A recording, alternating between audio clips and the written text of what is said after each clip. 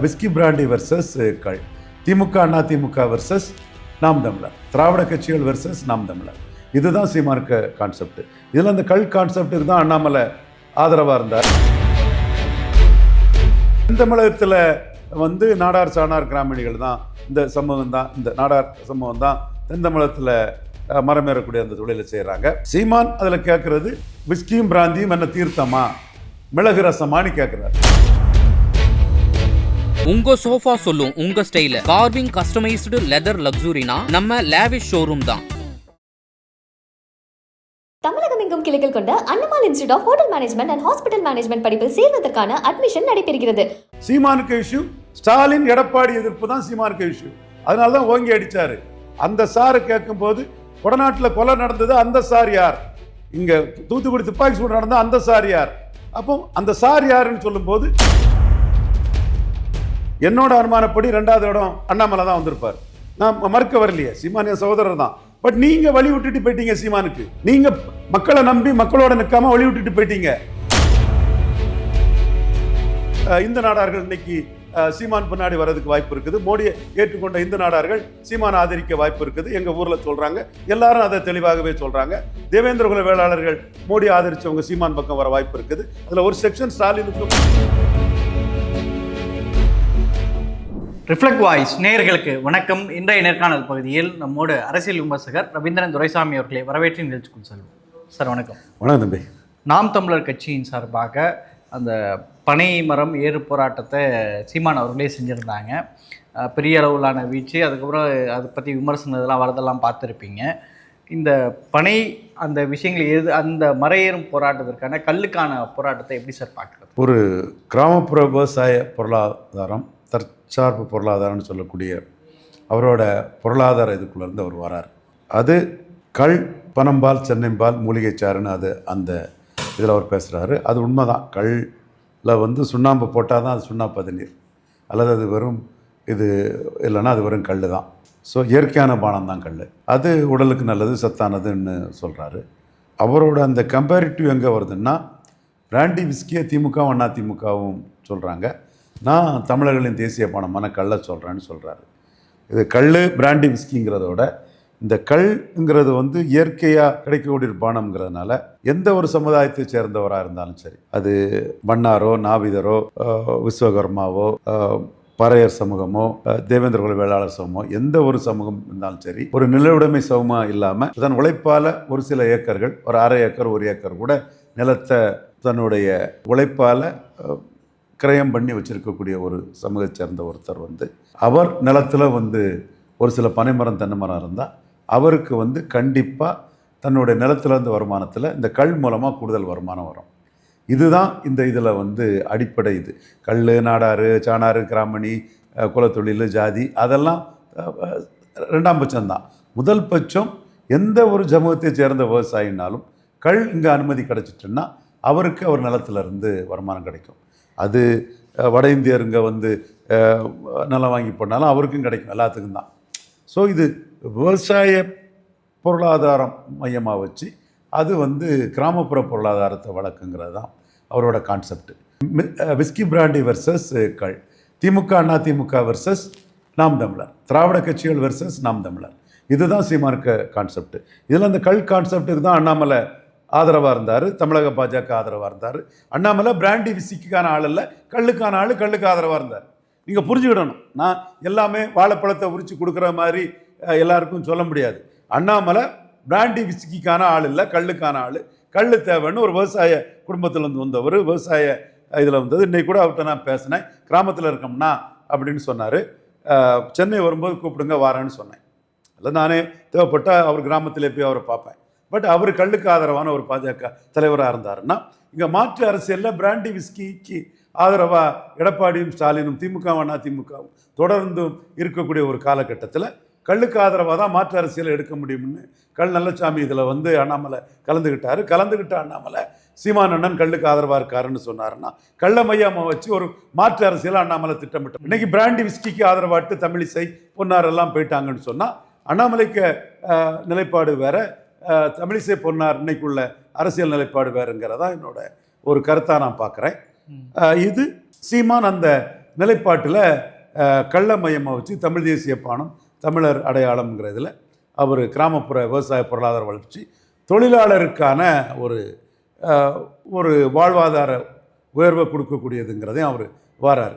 So இன்னைக்கு வந்து தொழிலாளர்னால் இன்னைக்கு இந்த தொழிலில் வந்து ஒரு குறிப்பிட்ட சமூகங்கள் மட்டுமே இருக்குதுங்கிற லெவலில் இல்லை. இன்னைக்கு வந்து இதில் மிகவும் பிற்படுத்தப்பட்ட சமூக சகோதரர்கள் வட தமிழகத்தில் விடுதலை சிறுத்தைகள் கட்சியுடைய துணை பொதுச்செயலாளர் வன்னியர் சொல்லும்போது காமராஜர் அவர்கள் இந்த பணியேறு அந்த விஷயத்தை வெளியே வரணும் தான் படிக்க வச்சாரு, சீமான் அவர்கள் மீண்டும் ஒரு சனாதனத்தை நோக்கி கொண்டு போறாரா அப்படின்ற மாதிரி ஒரு கேள்விகளை எழுப்புறாங்க சார். இல்லை, எதுலையுமே வந்து லூசர்ஸ் அண்ட் கெய்னர்ஸ் தேரி இருக்கத்தான் செய்யும். இதில் கெயின் அடையக்கூடியவங்களாம் சீமானுக்கு ஓட்டு போடுவாங்க. ஸோ இதை மையமாக வச்சு சீமான் தன்னுடைய போலரைசேஷனை உருவாக்கிட்டார். பிராண்டி விஸ்கி போலரைசேஷன் ஆகக்கூடியவங்க இன்றைக்கி வந்து திமுக அவங்களுக்கு தான் மெயினாக நிற்பாங்க. கள்னு சொல்லக்கூடியவங்க சீமானுக்கு நிற்பாங்க. மற்றவங்க நிலைப்பாடு இல்லாமல் இருக்காங்க. ஸோ இந்த இடத்துக்குள்ளே அரசியல் ரீதியாக சீமானுக்கு ஒரு பெரிய ஒரு பலன் அளிக்கக்கூடிய ஒரு முடிவாக தான் பார்க்குறேன். இன்னும் சொல்லப்போனால் தென் தமிழகத்தில் வந்து நாடார் சாணார் கிராமணிகள் தான் இந்த சமூகம் தான், இந்த நாடார் சமூகம் தான் தென் தமிழகத்தில் மரமேறக்கூடிய அந்த தொழிலை செய்கிறாங்க. ஆனால் வட தமிழகத்தில் மிகவும் பிற்படுத்தப்பட்ட சமூகங்கள், அட்டவணை பிரிவு நம்ம சமூக சகோதரர்கள், இப்போ புதுச்சேரியில் சமூக சகோதரர்கள்லாம் செய்கிறாங்க. பல சமூக சகோதரர்களும் புதுச்சேரியில் செய்கிறாங்க. அதே மாதிரி கேரளாவில் இன்னைக்கு பெரிய அளவில் இருக்குது. ஆந்திரா இருக்குது, கர்நாடகா இருக்குது, புதுச்சேரி இருக்குது, தெலுங்கானா இருக்குது. பக்கத்து மாநிலங்கள்லாம் அதுக்கு வந்து ஒன்றும் பெரிய தடை இல்லை. அப்போ தமிழ்நாட்டில் மட்டும் அதுக்கு ஏன் தடை இருக்குங்கிறது தான் நம்மளோட கேள்வியா. இப்போ கிருஷ்ணசாமி அவர்கள் சொல்லும்போது கல்லுங்கிறதும் அது உணவு அல்ல, அதுவும் வந்து ஒரு போதை தரக்கூடிய ஒன்று தான், இது மருதுன்னு சொல்லிட்டு தவறான ஒரு பரப்புரையை செஞ்சிட்டு இருக்காங்க அப்படின்னு சொல்லி கிருஷ்ணசாமி அவர்கள் ரியாக்ட் பண்ணியிருக்கிறாரு. இது எப்படி சார் பார்க்க, சீமானுக்கு எதிரான ஒரு நிலைப்பாடாக புரிஞ்சுக்கிறதா இல்லை கல்லுக்கு எதிரானதா சீமானுக்கு எதிரானான்னு தெரியல. ஒட்டப்பிடாரத்தில் அவர் நிற்கும்போது நாம் தமிழர் தேவேந்திர குல வேளாளர் மக்கள் மத்தியில் என்ன ஆதரவு பெற்றாங்கன்னு பார்த்தா அதோட தன்மையை புரிஞ்சுக்கலாம். நீங்கள் இது வந்து பலதரப்பட்ட கோணத்திலும் இதை சிந்திக்கலாம், அது நான் மறுக்க வரல. ஒவ்வொரு பார்வையிலும் இதை சிந்திக்கலாம். ஆனால் சீமான் அதில் கேட்குறது விஸ்கியும் பிராந்தியும் என்ன தீர்த்தமா மிளகு ரசமானு கேட்குறாரு. அது நியாயமான கேள்வி தானே. அப்போ அந்த கேள்வி என்னென்னா டோட்டல் ப்ரொஹிபிஷன்னா அது வேற, பிராந்தி விஸ்கிக்கு அனுமதி கல்லுக்கு அனுமதி இல்லைங்கிறது தான் கேள்வி. அது ஆந்திராவில் அந்த நிலைமை இல்லை, கேரளாவில் இல்லை, புதுச்சேரியில் இல்லை. இங்கே கேரளா போனால் டாடி கல்லுன்னு எழுதி போட்டிருப்பானுங்க. அது எல்லா இதுலேயுமே வந்து ரோட்டில் நம்ம போனாலே, டொரண்டோ ரோட்டில் போனாலே அந்த கடைகள் இருக்கும், கல்லுங்கிறது நமக்கு இருக்குது அங்கே. அப்போ அந்த மாநிலங்கள்லாம் இருக்கக்கூடிய ஒரு இது தமிழ்நாட்டுக்கு மட்டும் ஏன் இல்லைங்கிறது தானே ஒரு கேள்வி. அதை ஒருத்தர் இஷ்யூவாட்டு சீமான் எடுக்கிறார். இப்போ நான் வந்து இதில் முழுக்க சீமானுக்கு கருத்துக்களெல்லாம் ஆதரிச்சுட்டு நான் போகலை. அதையும் நான் கிருஷ்ணசாமிக்கும் ரவிக்குமாருக்கும் தெளிவுபடுத்திக்கிறேன். பட் அவர் கேட்குற கேள்வியில் வந்து சீமச்சாராயம் இருக்கும்போது, பணக்காரங்களுக்கான சீமச்சாராயம் இருக்கும்போது ஏழைகளுக்கு கல் இருந்தால் என்ன, அதில் அவங்களுக்குள்ள செலவும் வந்து குறையத்தானே செய்யுங்கிறதா ஒரு பார்வை. இன்னொன்று, கிராமப்புற பொருளாதாரம், ஒரு அரை ஏக்கர் வச்சுருக்க ஒரு விவசாயிக்கு என்ன ஜாதியாக இருந்தாலும் சரி, பரையர் சமூக அரை ஏக்கர் வச்சுருக்க விவசாயினாலும் சரி, தேவேந்திர குல வேளாளர் விவசாயினாலும் சரி, வண்ணார் சமூக விவசாயம் சரி, நாடார் சமூக விவசாயம் சரி, கள்ளர் சமூக விவசாயம் சொல்லி, இஸ்லாமிய சமூக விவசாயினாலும் சரி, கிறிஸ்தவர் விவசாயினாலும் சரி, ஹூவர் இட் மேபி, ஒரு அரை ஏக்கர் வச்சுருக்க விவசாயிக்கும் அவர் பனைமரம் தென்னைமரம் அதில் இருந்தேன்னா, இந்த கல்லுக்கு அனுமதி இருந்தேன்னா அவருக்கு கூடுதல் வருமானம் கிடைக்குங்கிறதான் சீமானுக்கு ஒரு கோரிக்கை. என்னமோ மக்கள் தான் முடிவு பண்ணணும், மக்கள் மத்தியில் அதை கொண்டு போயிருக்கிறார். இப்போ அதே போல் அடுத்து ஜூலை 10 ஆடு மாடுகளுக்கான மாநாடு நடத்துவேன் அப்படின்னு சொல்லியிருக்கிறாரு. ஏற்கனவே நாம் தமிழர் கட்சி வந்து ஆடு மாடு மேய்த்தலை வந்து அரசு பணியாக அறிவிப்போம் அப்படின்னு சொல்லி தொடர்ந்து பண்ணிட்டு வராங்க. இப்போ இந்த மாநாடு எப்படி சார், இப்போ இந்த விஷயத்தை கையில் எடுக்கிறது எப்படி புரிஞ்சுக்கிறது? இது ஒரு கிராமப்புற பொருளாதார வளர்ச்சி, ஆடு மாடுகள் அதோட பயன்பாடுகளின் வளர்ச்சி, ஆடு மாடுகளின் எண்ணிக்கை அதிகரிக்கிறது, பால் பயன்பாட்டை உற்பத்தி அதிகரிக்குங்கிற அடிப்படையில் இது ஒரு கிராமப்புற பொருளாதார வளர்ச்சி சார்ந்தது. இப்போ பொருளாதார வளர்ச்சியின் பலன் அனைவருக்கும் சேர வேண்டுங்கிற எண்ணம் கொண்டது. இன்றைக்கி ஆடு மாடு வளர்த்துறதும் குறிப்பிட்ட சமூகத்தை சேர்ந்த தொழில் அல்ல. இன்றைக்கி வந்து எல்லா சமூகங்களும் ஆடு மாடு வளர்க்குறாங்க. நாடார்களும் ஆடு மாடு வளர்ப்பில் முக்கிய பங்காற்றக்கூடிய ஒரு சமூகமாக இருக்காங்க. மறவர் சமூகங்கள் ஆடு மாடு வளர்க்குறாங்க. கோனார், தாஸ், கரையாளர், யாதவ்னு சொல்லக்கூடிய அந்த சமூகங்கள் வந்து கிருஷ்ணரை வழிபடக்கூடிய சமூகங்களை வந்து அவங்க பொறுத்தளவில் அதிக அளவில் வந்து ஆடு மாடு வளர்ப்பு தொழிலில் ஈடுபடுறாங்க. எல்லா விவசாய சமூகமும் ஆடு மாடு வளர்ப்பில் ஈடுபடுறாங்க. அப்போ ஆடு மாடுக்கு தேவை புல் பயிர் வகைகள், அந்த அது வந்து மேய்ச்சல் நிலங்கள்லாம் நம்ம கிராமத்தில் இருக்கும். இப்போ மேய்ச்சல் நிலங்களை வந்து ஆண்ட அரசை சேர்ந்தவங்க அபகரிச்சுக்கிட்டாங்க, என்க்ரோச் பண்ணிட்டாங்கிற ஒரு குற்றச்சாட்டை சீமான் சொல்கிறாரு. அங்கேயும் திமுக அதிமுகவுக்கு எதிரான தன்னோட அரசியல் களமாடுதலை சீமான் வர்றாரு. இதில் சில பகுதிகளில் ஆடு மாடு மேய்ச்சலுக்கு அனுமதிக்க மாட்டேன்னு சொல்ல இடத்துல அந்த இடங்களில் அனுமதிக்கணும். ஸோ ஆடு மாடுகளுக்கான மேய்ச்சல் நிலங்கள், ஆடு மாடுகளுக்கான இயற்கையான உணவுகள் அதிகம் வரும்போது அவங்க செழிப்பாக வளருவாங்க. அது எல்லா வகையிலுமே அது பலன் கொடுக்குது. அது உணவுப் பொருளாக, பாலாக, உற்பத்தியை பெருக்கக்கூடிய அளவுக்கு, மேலும் ஆடு மாடுகள் வரக்கூடிய அளவுக்கான இதாட்டு அது ஒரு பெரிய வளர்ச்சியை கொடுக்குது. இதுவும் கிராமப்புற பொருளாதாரத்தில் எப்படி கல் மாதிரி ஆடு மாடுகளுக்கு மேய்ச்சல் நிலங்களை இது பண்ணுறதும், அவங்களுக்குள்ள மேய்ச்சல் இதை தடை செய்வதும் கூடாதுங்கிறதுல சீமான் பெரிய அளவில் அதே முன்னெடுக்கிறாரு. அதில் ஆடு மாடுகளோட பலன்களை சொல்லி மனிதனுக்கு இந்த அளவு பலன்கள் இருக்குது, அந்த மனிதன் ஆடு மாடுகளுக்கு நியாயமாக நடக்கலைங்கிற அதை கான்செப்டாக எடுக்கிறாரு. என்கிட்ட பேசும்போது அதான் சொன்னார். இதில் பெரிய அளவுக்கு ஒரு பெரிய எழுச்சி மக்கள் மத்தியில் ஒரு ஆதரவு வளையம் இருக்கும், பெரிய அதிர்ச்சியாக இருக்கும் திராவிட கட்சிகளுக்குங்கிற இதில் அவர் பண்ணுறாரு. இந்த தேர்தல் ஒரு திராவிட கட்சியை வீழ்த்துங்கிற லெவலில் அண்ணாமலை சொன்னார் இல்லையா, ஒரு திராவிட கட்சிகள் 13% போயிருன்னு அண்ணாமலை அன்னைக்கு ஆணித்தரமாக சொன்னார். அது நிலைப்பாட்டை மாற்றி பல்ட்டி அடித்து யாரும் தங்களை காப்பாற்றிட முடியாது. நிலைப்பாட்டில் உறுதியாக நிற்கிறவங்க தான் அரசியல் களத்துக்குள்ளே நிற்க முடியும். பல்ட்டி அடித்தா பல்ட்டி சாமியாக தான் அவரை பார்ப்பாங்க. சீமான் 2024 பாஜக காங்கிரஸுக்கு எதிரான ஒரு நிலைப்பாட்டை எடுத்தார். திமுகவும் அதிமுகவும் காங்கிரஸ் பாஜகவின் ஒட்டுள்ளிகள், ஊதுகுழல்கள், தொங்கு சதைகள்னார். அதே நிலைப்பாட்டை தான் ஐயா எதிர்க்கட்சி தலைவர், மதிப்புக்கும் மரியாதைக்கும் உரிய எடப்பாடி பழனிசாமி ஐயா அவர்களும் எடுத்தாங்க. அவங்க ஜெகன் ரெட்டி மாதிரி வருவேன், நவீன் பட்நாயக் மாதிரி வருவேன்னு அவர் சொன்னார். அப்படி ஒரு நிலைப்பாட்டில் இருந்தவர் தன் நிலைப்பாட்டிலேருந்து மாறிட்டார். அப்போ சீமான் நிலைப்பாட்டிலேருந்து உறுதியாக நிற்கிறார். அப்போ நிலைப்பாட்டில் உறுதியாக நிற்கிறாரு. ஏற்கனவே உள்ள திராவிட கட்சிகளுக்கு எதிரான அந்த அரசியல் நிலைப்பாட்டை முன்னெடுத்து போறாரு. அப்போ ஒரு திராவிட கட்சி வீழ்ச்சி அடையும்னு சொல்லக்கூடிய அண்ணாமலை சொன்ன அந்த கருத்தை சீமானால உருவாக்கி காட்ட முடியும். அதுக்கு கொடநாடு கொலை வழக்கு குறித்து இப்போ திடீர்னு சீமான் யார் அந்த சார் அப்படிங்கிறத, அந்த வழக்கில் இருக்கக்கூடிய இந்த சார் யார் அப்படின்னு சொல்லி கொடநாடு கொலை வழக்கு இப்போது சீமான் எடுக்கிறத எப்படி புரிஞ்சுக்கிறது சார்? இதை நான் ஒருத்தன் தான் தெளிவாக சொன்னேன். இன்னும் பல ஆசிரியர்கள் புரியலை. என் மதிப்புக்கும் மரியாதைக்குரிய துக்ளக் ஆசிரியர் சத்திரியன் குருமூர்த்தி அவர் கூட புரியலை. பெரியார் எதிர்ப்பில் மட்டும் அவரை பண்ணிட்டு இருக்கிறாரு. உண்மை, பெரியார் எதிர்ப்பும் ஒரு பெரிய போல்டான விஷயம்தான். சீமான் ஒரு அதிமுக திமுக ஒரே குட்டையில் உரிய மட்டைகள், பெருந்தலைவர் காமராஜர் சொன்ன ஒரே குட்டையில் உரிய மட்டைகள்ங்கிறதுல சொல்லி அண்ணாமலை அதை தான் சொன்னார். அண்ணாமலை அதை சொல்லி தான் அந்த வாக்களை எடுத்தார். 18% வாக்குகளும் ஒரே குட்டையில் உரிய மட்டைகள்னு பெருந்தலைவர் காமராஜரின் வார்த்தைகளை கூறி அண்ணாமலை எடுத்த வாக்குகள். பெருந்தலைவர் காமராஜர்னா உடனே நாடாருன்ட்டு போயிடக்கூடாது. 35 to 40% மக்கள் ஆதரவை தான் இறக்கும் தருவாயிலும் பெற்றிருந்த ஒரு தலைவர். இன்னும் சொல்லப்போனால் கோயம்புத்தூர் மேற்கிடை தேர்தல், கோயம்புத்தூர் மக்களவை தேர்தலில் காமராஜ் வேட்பாளருக்கு தான் கிராமப்பகுதி வெள்ளாள கவுண்டர்கள் அதிக அளவில் ஆதரவு கொடுத்துருந்தாங்கன்னு வரலாறு. மக்கள் எம்ஜிஆர் வெற்றி பெற்றார். வெற்றி வீரர், வெற்றி தான் வெற்றியாளர். பட் அவர் வெற்றிக்கு காரணம் அருந்ததியர்கள், நாயர்கள், அந்த பிறமொழி சமூக சகோதரர்கள் வாக்கில் தான் அதிகம் கிடைச்சி அவர் வெற்றியை பெற்றார். இப்போ யார் கூட வேணாலும் அதை நான் டிஸ்கஸ் பண்ணதுக்கு தயாராக இருக்கிறேன். அப்போ அந்த ஒரு செல்வாக்கான ஒரு தலைவர், தேசிய எண்ணம் கொண்ட ஒரு தலைவர், அவர் மறைவுக்கு பிறகு பாராவும் மூப்பனாரும் 38% வாக்களை எடுத்த ஒரு தலைவர், அந்த வழியில் ஒரே குட்டையில் உரிய மட்டைகள்ங்கிறது தான் சீமான் பண்ணார். இதைத்தான் துக்ளக் குருமூர்த்தி எழுதணும்னு நாம் எதிர்பார்க்கிறோம். அதுக்குள்ள டிராக்ஷன் இருக்கு, அதுக்குள்ள ஆதரவு இருக்குன்னு தான் துக்ளக் குருமூர்த்தி எழுதணுங்கிறத நம்ம எதிர்பார்க்கிறோம். அதை சீமான் இன்னைக்கு அப்படியே கண்டிப்பாக பண்றாரு. குட்டையில் உரிய மட்டைகளை நாரா உரிப்பன்னு அவர் சீமான் தெளிவாகவே அதை சொல்றாரு. ஸோ அதன் அடிப்படையில் தான் திமுக எதிர்ப்புங்கிறது எடப்பாடிக்கு ஒரு இஷ்யூவாக இருக்கலாம். சீமானுக்கு இஷ்யூ ஸ்டாலின் எடப்பாடி எதிர்ப்பு தான் சீமானுக்கு இஷ்யூ. அதனால தான் ஓங்கி அடிச்சாரு. அந்த சாரை கேட்கும்போது கொடநாட்டில் கொலை நடந்தது, அந்த சார் யார்? இங்க தூத்துக்குடி துப்பாக்கி சூடு நடந்தா அந்த சார் யார்? அப்போ அந்த சார் யாருன்னு சொல்லும்போது திமுக அதிமுக ஒரே குட்டையில் உரிய மட்டுகளுங்கன்னு இறக்கும் தருவாயில் 35-40% மக்கள் ஆதரவு பெற்றிருந்த தலைவரின் ஆதரவாளர்கள், அவர்கள் குடும்ப வாரிசுகள். நீ பேரனா இருக்கலாம், பேத்தியா இருக்கலாம், தலைவர் அன்னைக்கு சொல்லிட்டு போனாரியா? தலைவர் சொன்னதை தலைவருக்கு ஆதரவு குடும்பத்தில் அண்ணாமலை சொன்னாரு. இன்னைக்கு அந்த கருத்தை சீமான் சொல்றாருன்னு அந்த சென்டிமெண்ட் வாக்காளர்கள், குறிப்பா சீமானுக்கு மற்ற இஷ்யூல நான் தமிழ்ஸ் அவருக்கு எதிராக போக வாய்ப்பு இருக்கனால அந்த சென்டிமெண்ட்ல உள்ள தமிழர்கள் அவர் தனக்கு ஆதரவு வருவாங்கிற அடிப்படையில் தான் சீமான் தெளிவா இருக்கிறார். அதைத்தான் அவர் எடப்பாடி அடிச்சு விளையாடுறாரு. அண்ணாமலை சொன்ன கருத்தை சீமான் வழிமொழிகிறார். ஒரு திராவிட கட்சி இந்த தேர்தலில் பலகீனம் அடைஞ்சிடும், அந்த இடத்த பாஜக பிடிக்கும்னு அண்ணாமலை நினைச்சாரு.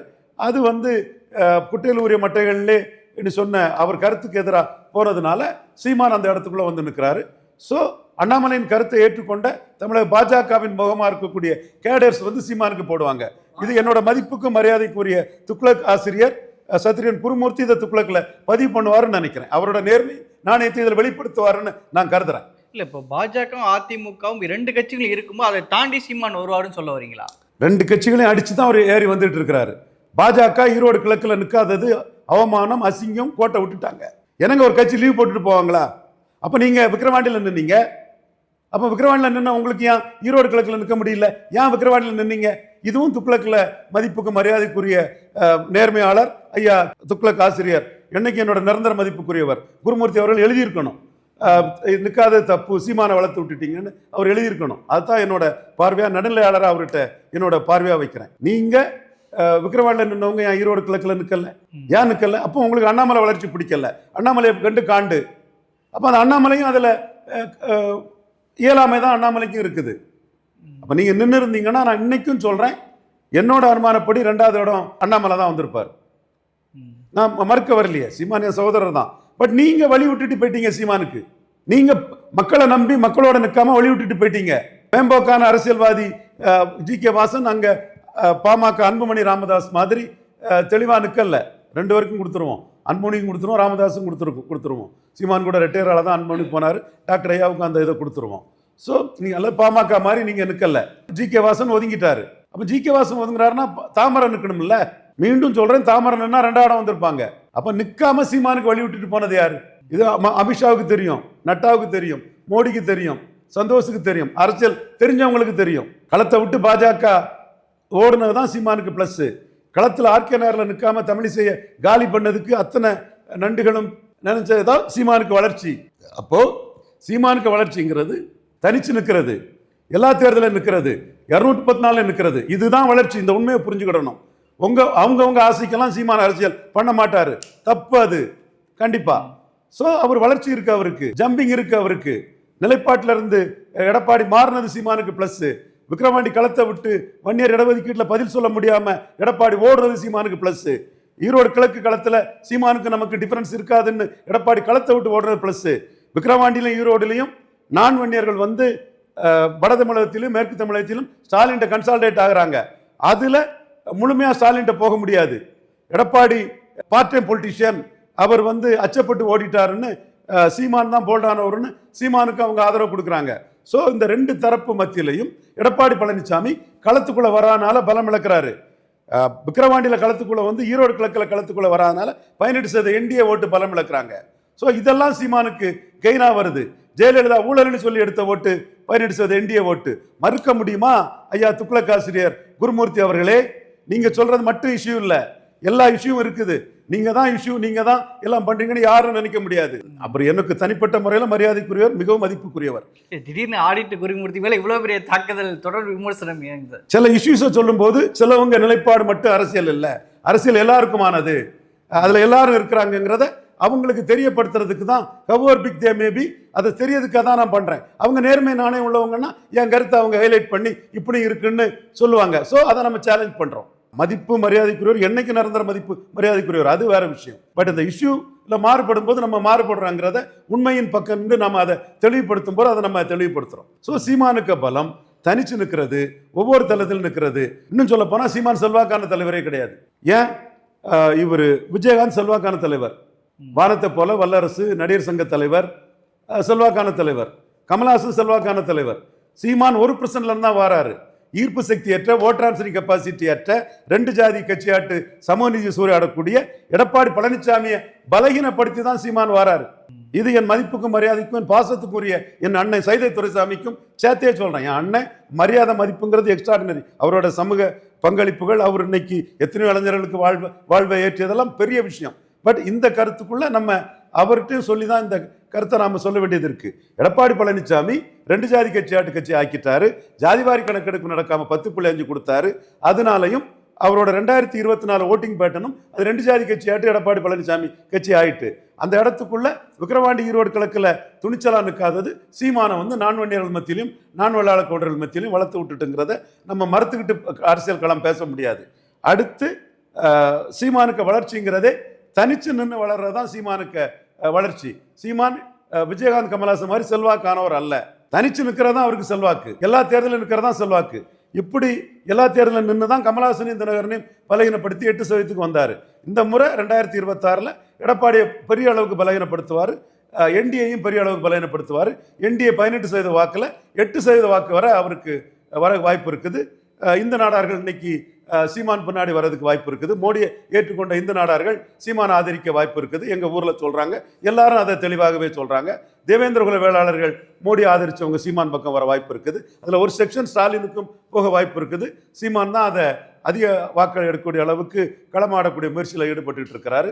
அதே மாதிரி வன்னியர் அல்லாத வடதமிழக பிரஜாதிகள், கொங்கு வேளாளர் அல்லாத மேற்கு தமிழக பிரஜாதிகளும் மோடியை பிரதமரை ஆதரித்தவங்க சீமான் பக்கம் வர்றதுக்கான வாய்ப்பு இருக்குது. ஸோ இந்த வளர்ச்சிங்கிறது 5ஆம் முறை தனிச்சு நிற்கும் போது சீமானுக்கு ஜம்பிங் பெரிய அளவில் இருக்கும்.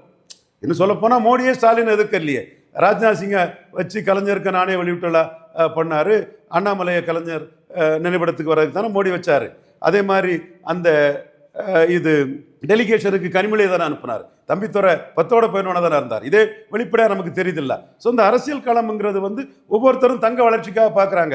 யாரோ ஒருத்தர் கருணாநிதி மேலோட வன்மத்தை காட்டுறதுக்கு இங்கே அரசியல் களம் இல்லை. அது யாரா இருந்தாலும் ஹூவர் பிக் பி மேபி அது இல்லை. அது கடந்த காலத்தின் கைதிகள் ஆயிடுவீங்க, நீங்கள் பிரிசனராக பாஸ்ட் ஆயிடுவீங்க. அவங்களுக்குள்ள நான் வெளிப்படையாக சொல்றது, மோடியே ஸ்டாலின் 22 MP இருக்கக்கூடிய ஸ்டாலினுக்கு பெரிய முக்கியத்துவம் கொடுத்தாங்கிறது உண்மை. காலி ஸ்பேட் இஸ் ஸ்பேட், கண்ணாடி மாதிரி இந்த உண்மையை நீங்கள் வெளிப்படுத்துங்கன்னு சொல்றேன். நிகழ்ச்சியில் பங்கேற்று உங்களுடைய கருத்துக்களை பயன்படுத்தி நன்றி.